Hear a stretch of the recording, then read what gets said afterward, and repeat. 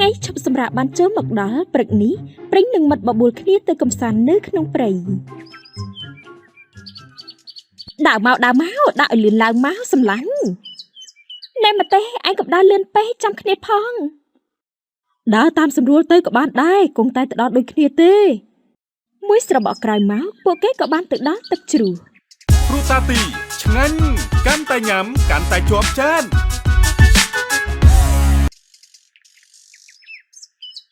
អាយ៉ាពួកយើងមកដល់ទឹកជ្រោះហើយទៅតើនេះមើលចុះទស្សនភាពទឹកធ្លាក់ពិតជាមនោរម្យតែម្ដងហើយត្រូវឲ្យព្រិញទៅជាក់ចិត្តទៅជាក់ភ្នែកមែនទេអញ្ចឹងពួកយើងបោះតង់សម្រាប់សិនទៅហើយសំណំគ្នាទៅលេងទឹកយ៉ាងម៉េចដែរឡោទៅតើជួយគ្នាដំឡើងតង់បន្តិចទៅដំឡើងតង់លឺល្ងាចបន្តិចណែគ្នាយើងនេះល្ងាចដែរហើយខ្ញុំថាពួកយើងប្រញាប់ត្រឡប់ទៅផ្ទះវិញទៅកុំឲ្យមេឃងងឹតតាន់ណាត្រូវឲ្យស្វាយតោះនាំគ្នាយើងរៀបចំអីវ៉ាន់ឲ្យឆាប់ឡើងទៅត្រឡប់ទៅផ្ទះវិញរៀបចំអីវ៉ាន់រួចហើយព្រិញនិងមិត្តក៏បានធ្វើដំណើរចេញពីទឹកជ្រោះដើរមកដល់ពាក់កណ្ដាលផ្លូវពួកគេបានជួបនឹងយាយចាស់ម្នាក់កំពុងតែសម្រាកនៅក្រោមដើមចន្ទគិរីមួយដើមហើយហត់ណាស់ស្រេកទឹកដល់ហើយនេះហើយលោកយាយមកពីណាដែរមិនក៏មកសម្រាកនៅក្រោមដើមឈើនេះអូគឺថាយាយស្រេកទឹកពេកក៏ដើរទៅរកបេះផ្លែដូងយកទឹកផឹកតែបេះមិនបានសោះចៅអើយដើមដូងវាខ្ពស់ពេកយាយក៏ឡើងមិនកើតហើយហត់ណាស់ស្រេកទឹកដល់ហើយលោកយាយ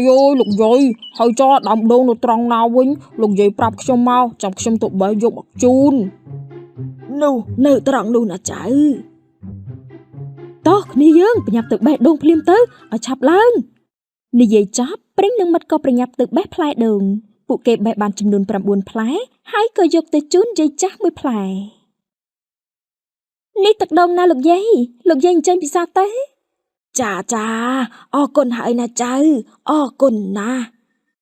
បន្ទាប់មកពួកគេក៏ចែកគ្នាម្នាក់មួយផ្លែចែករួចហើយក៏នៅសល់ដូងមួយផ្លែទៀតចែកគ្នារួចហើយនៅសល់ដូងមួយផ្លែទៀតណាសម្លាញ់នៅសល់មួយផ្លែទៀតហ៎អញ្ចឹងឲ្យមកខ្ញុំមក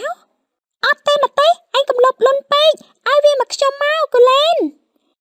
ណែកុំអត់របៀបពេកណាអត់មានមកដណ្ដើមគ្នាទេណាឲ្យវាមកខ្ញុំមកកូលែនណែតបែកឯងកំលប់លុនពេក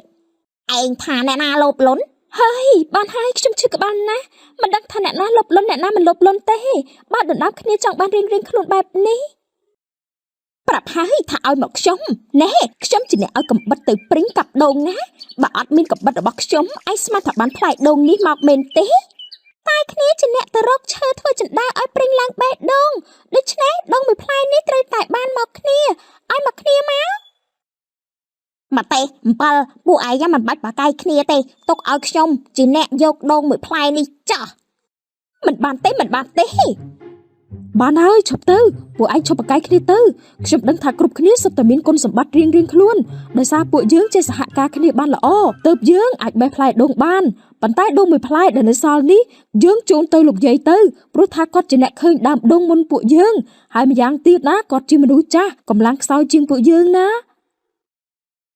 ឡយល់ល្អខ្ញុំយល់ស្របតាមស្វាយជូនទៅលោកយាយទៅដើម្បីកុំឲ្យគ្នាយើងឆ្លោះគ្នាដណ្ដើមដូងទៀតល្អណាស់បានចឹងដូងមួយផ្លែនេះខ្ញុំជូនទៅលោកយាយអញ្ចឹងទទួលដូងមួយផ្លែនេះចាស់អូចាយាយអរគុណហើយណាចៅចិត្តបានមែនទេសូមឲ្យចៅជួបតែសុខចម្រើនណាចៅណាអរគុណលោកយាយហើយចុះផ្ទះលោកយាយនៅដល់ណាដែរ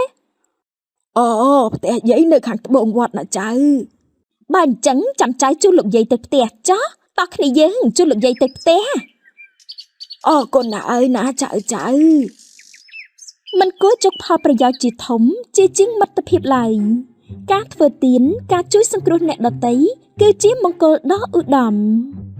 សូមរងចាំទស្សនាវគ្គបន្តគ្រូតាទីឆ្ងាញ់កាន់តែញ៉ាំកាន់តែជាប់ចាន